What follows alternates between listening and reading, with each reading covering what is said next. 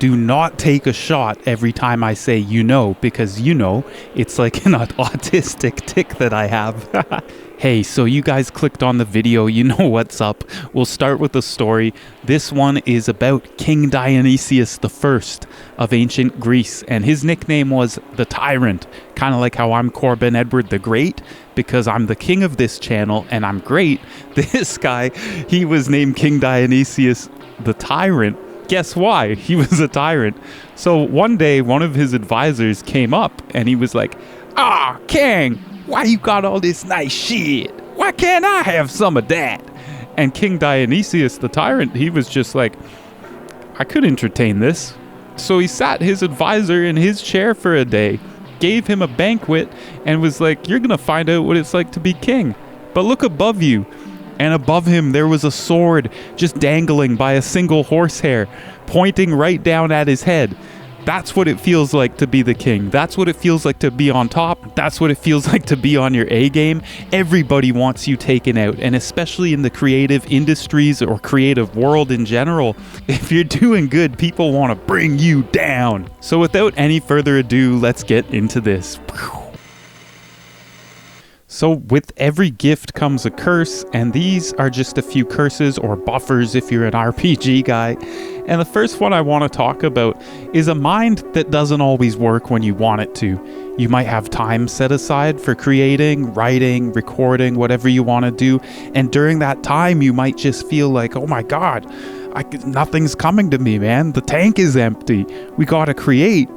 But nothing's just flowing. It's stuck, creative blocks, or a writer's block is what they call it. That's a big issue. But then all of a sudden it's 3 a.m.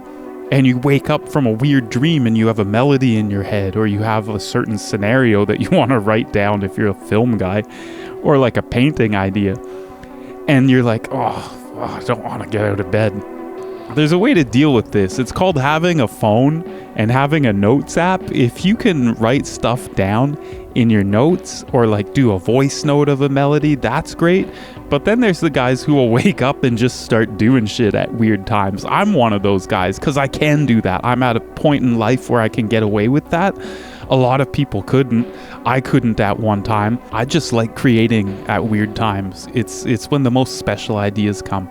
Sometimes I do squeeze good things out when I'm supposed to create, but it's mostly at weird times. That's like one of the handicaps I have. Now we're going to talk about the social aspect of things. Draining, As a creative, though, we see the world in a very different way, much more different than your average normie is going to see it.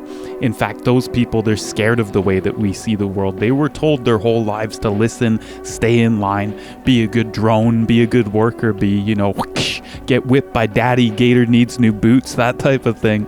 These guys, they're just rule followers. And people who step outside, people who want to be noticed, people who want to break the rules and be a bit rebellious, we scare them. A lot of these people won't understand the creative drive that you have, so be prepared to be asked really dumb questions like, why do you need to make music? Why can't you just listen to it? There's only so many notes. Haven't they already all been played already by other people? Why don't you just get a new hobby? Why don't you just collect rocks? Or play sports cards or something. Nothing against rock collectors, man. I love collecting rocks. I have a ton of them. I'm a rock guy, not just with music, but with actual literal rocks.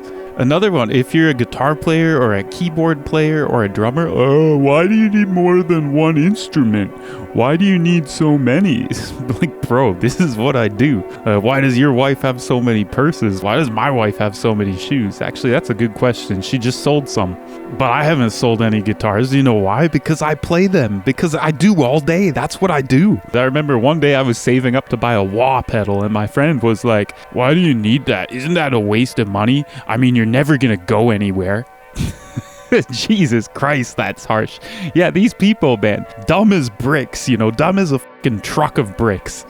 So these people, again, they don't understand that you've got the urge, you got the drive, and once you get it, it's really hard to get rid of it. You know, us creators were born differently than these people. You might also get asked questions that are fairly innocent and people just being interested in you, and then you might totally shut them down because you think they're normies just being a douche. You know, you might get people asking, why are the fingernails on your right hand longer than the fingernails on your left hand? And they're literally curious. It's like, no, I don't have a drug issue. I play classical guitar. So answering politely and being polite, you can make a lot more friends than enemies. But after a while, you will get really good at noticing the malicious types. There's also very malicious people who will ask very malicious questions because they want you to feel down. And these people that we call haters are normally just very jealous people. And jealous people, they have a streak, they have a mean streak, they want to be nasty because they can't have what you have. You know, they can't be you again, they can't be great like I am. These jealous people usually have a bit of narcissism too mixed in, and what they do is they project that on you. Understanding projection can get you so far in life, like just knowing who's projecting, how they're doing it, why they're doing it, that'll save you a lot of stress. You know, you don't have to worry about these people, it's all inside of them, and they want to place that on you because they think, hey, this guy's soft, maybe he can be my next victim. You know, these people are maniacal. And I won't even say that I hate them. I'll just say that I pity them. That's how I feel. I pity the fool. Beyond just the jealous types, there's also another whole genre of freaks, which are, I might be called crazy for saying this. This shit is real. Witches, psychic vampires, these people want to just suck the creativity out of you. And be careful who you shake your hands with. That's all I'm going to say. If you go anywhere and somebody comes at you a bit too whoosh, they come in for that whoosh. With the sound effect and all, like they're levitating, like they're a vampire in Twilight and glowing in the dark. Watch out for those types. I believe in that stuff, you know. The elites believe in that stuff too. They practice that stuff. we all know that now. You can't call me a conspiracy theorist anymore. Friends are also not your fans. And fans are not your friends. If you're the only creative person in your friend group, oof, bro, I feel for you. I've been there, you know. I've been the only creative guy in my friend group, and it's kind of draining, you know. You don't want to show off too much because, again, normies, they're scared. They think, oh my God, this guy's weird. Why is he showing me this song he wrote? Is he gay or something? Well, that's how it is. In that case, if you're that one guy, try going out and meeting other creative people, even going online and finding people. As long as they're not serial killers, you'll have a good time. You'll meet new people, and these people will have the same interests of you, and hopefully it could lead to like a creative type of marriage, like maybe even a band situation. Or if you're a film guy, it could be like, hey bro, I really like your film, let's go film together, or whatever they do. So if you are lucky enough to have creative friends, or even just one creative friend, and you guys are tight, like collaboration, it's always going to be an option. It's always going to be on the table. And there could always be differences in that, creative differences. And the best thing to do to work that out is to make compromises on both sides. Just figure it out yourselves, you know, talk, have a drink, you know, sit down, breathe air, talk to each other about it. And if somebody's willing to give, then somebody's willing to give. But if they're not, you both kind of give, and it'll work out fine. Dealing with different cultures, though, in collaboration can be interesting. It can be very fun. It can be exciting, but it can also be a pain in the ass. For example, like I worked with a Japanese artist. I've worked with a few, and this one guy, he was the first guy. He was upset at me for not recording vocals on time for something, and I was like, bro, I didn't even know there was a timeline for this. Like, he never said. He was like, yeah, I just thought you would know. And that kind of misunderstanding might also happen in your culture, but this guy took it another level, and he said, it's because you're not Japanese. Jesus, okay, bro, I guess I'm not Japanese enough for you then. That's when I stopped talking to the guy. And apparently he blocked me on all social media, and he got his girlfriend to make a post about how he was dead. He's still alive. I got my wife to Google him. He's still alive. He's still out there making shitty music. Anyways, A really painful thing is seeing the death of creativity in somebody, and that hurts, man. It's kind of like a real death, you know. I've worked with some people who were just on their A game all the time, and they just one day they kind of shut down. They weren't creative anymore. Maybe they started a family, and it's like, you know, you need to hold a funeral, man. You need to pour one out for the homies, man. That guy's gone, man, overboard. Jeez. All right, so next thing we're going to talk about is separating creative people like us from people who work in creative industries. You know, like them. It's the normies. They're back and they've come for our jobs. Nepotism. You see it a lot where these people who aren't creative at all, they don't have a creative bone in their body, get hired for insanely creative jobs. And it just takes jobs away from us. And I sound pretty bad saying this, but it's not bad. I don't care what color these people are. If you're not creative, why the hell are you working in a creative industry? Geez, news corporations, you know, in the radio industry too, you'll get that a lot where there's DJs who are crap. They just play the top 40 stuff, you know, they don't care about spreading new artists. They just do their corporate drones. They do what they're told. Awful stuff, man. Get rid of these people. A lot of people don't have a sense of humor. We'll touch on that later. Another thing I've noticed, maybe it's only a me thing, but if you've noticed it too, please feel free to comment down below. I have seen a lot of creative people, extremely creative people, working like blue-collar jobs. You know, like when I worked at trade shows and stuff, I've worked at a bunch of those. You'd be talking to other guys and they'd be like, yeah, I play the piano. Or they'd show you their beats and they were insanely fire. You know, or you could have a guy painting walls in your house, but really he should be painting the Mona Lisa. You know, some of these blue-collar guys, oh, they slap hard creatively. You know, give them a chance, not these Nepo babies, these fake creative jobs. And we'll keep talking about the creative industry because those are two words that don't really fit together, you know, corporate creative, but that's how it goes, man. We live in the age of, you know, people packaging themselves and selling themselves, and the industry's a giant sword hanging over our head, you know. If you're not with them, they want you dead, and you know who they are. You know who I'm talking about. Especially the better you are, the more of a target you are. You know, they'll suppress your stuff just because you don't have the opinions that line up with them, and you're not willing to be a slave. Getting your music out these days, self-promotion, they say, is easier than ever, but I think it's harder than ever because of the saturation in the market. It's insanely saturated these days, YouTube especially, and it's getting worse with shorts. You know, YouTube is pushing shorts. They keep pushing this, and long-form content that's dying out, or they're hiding it. They don't want you to see that. Go to your homepage, and it's like a few long videos and then just a row of shorts that you don't really care about. I mean, I make shorts, but hey, whatever. It's what it is. But nobody watches these videos. That's why I feel comfortable saying whatever the hell I want, by the way, and I'll keep doing that. So if you're really creative like I am, I love working with different genres. I don't care. I'll work on a hip-hop track. I'll play jazz. I'll play metal, death metal, black metal. I don't care, man. I'll do anything. As long as I'm being creative, I'm happy. But the industry really wants you to take what you are and package yourself into something small and narrow so it's easily digestible by the consumer, by the normie. And these people, they have no appreciation for variation in art. They want everything the same. They want it to be predictable because they love predictability. These are the type of people who wake up every day and they eat the same thing. They take the same bus every day to work. So they think your band or your music has to be the same with every release. God forbid a metal band have a rapper, you know. Jeez, that really gets on these people's nerves. And then there's the legalese aspect of the whole music industry or any creative industry. Again, this applies to all of you. It's tough, and they want it to be tough on purpose. Do you know why? It's because these labels and these executives want to take you and use you as a product and get just like the cheapest product to sell so they can make the maximum amount of capital off of you. In other words, you're getting scammed. You provide the product, they make millions if you get to that level even, and then they just rip you. A lot of social media platforms these days are insanely anti-creator too. I talked about YouTube a bit, but TikTok is another one. You know, these days they really, really want you to pay to promote your stuff.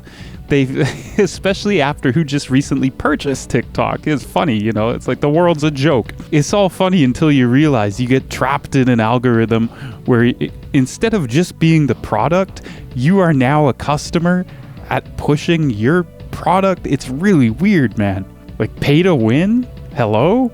Video game much? No, I'm not down with that. Nobody is. I'm not gonna pay money to promote stuff. If you pay for views, you're a loser.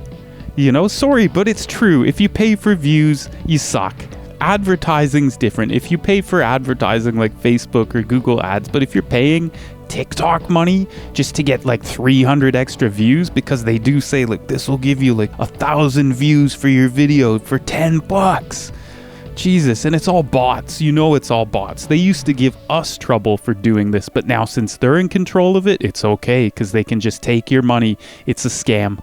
Boom, boom, boom, rock and roll. So that's enough about getting scammed by labels and big companies. Let's circle back to the normies. So normies and consumers, they love slop, and the chances are if you make amazing things, the industry's not going to want to touch you because they just want slop to feed to pigs, you know, pearls to pigs. If you make great stuff, like, what's the point? You know, you're just giving it to people who are going to sit and listen to it on their phone speaker or something. And if you're struggling to get your music out there, you'll get a lot of trash advice from these people, the normies. You'll get advice like, make it more like Lana Del Rey.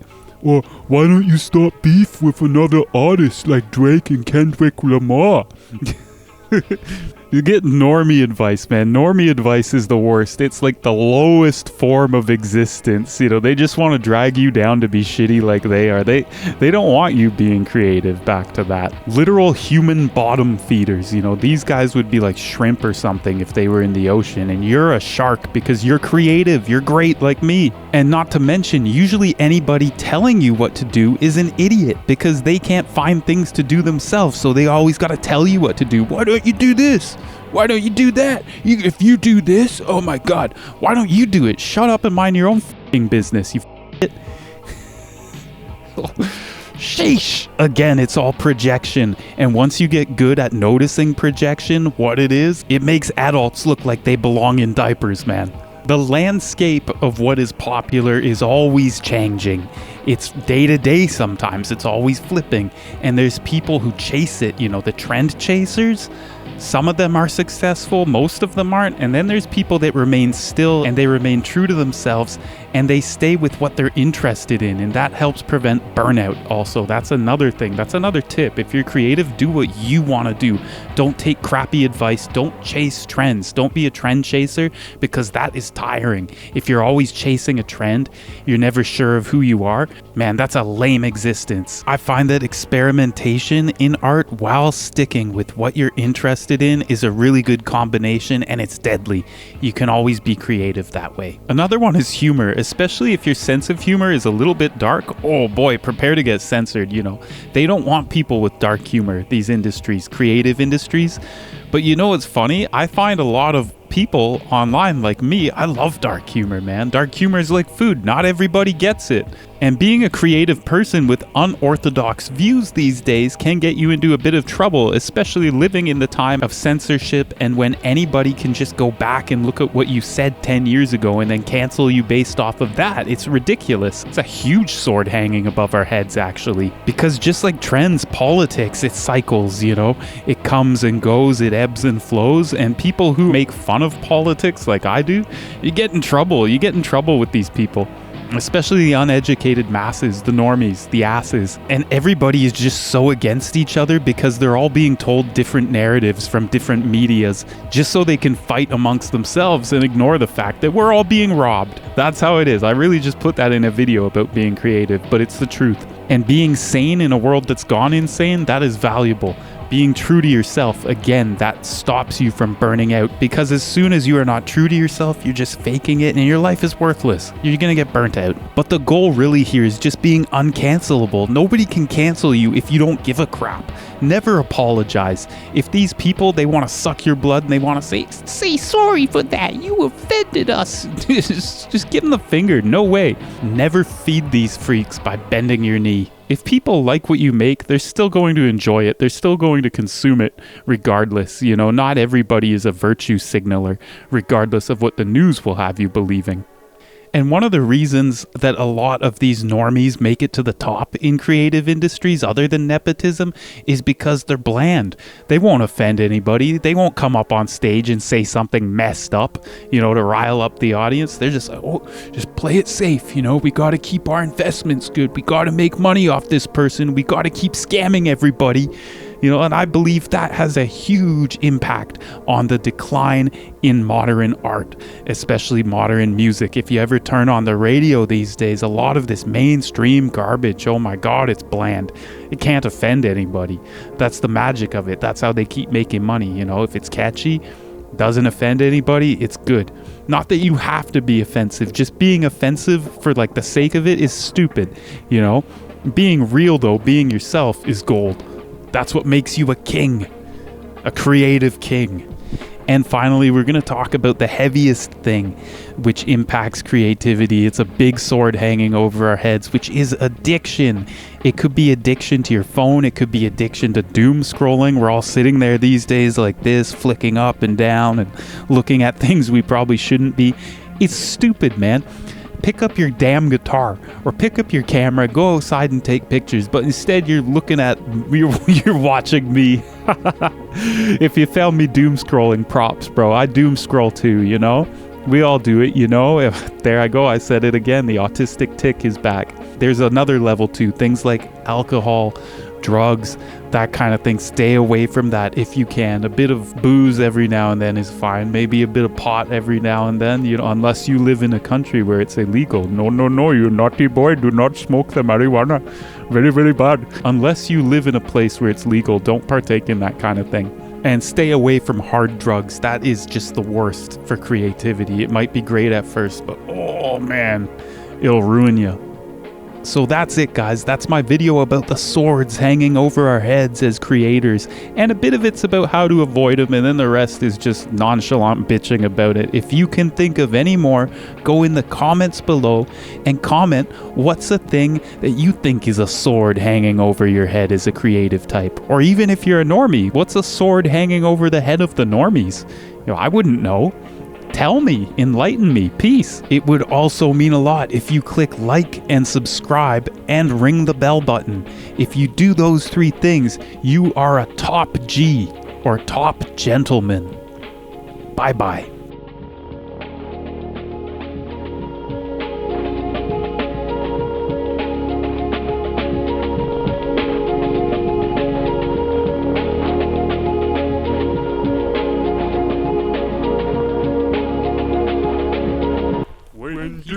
Big dog, living by the sea. He had a lot of friends.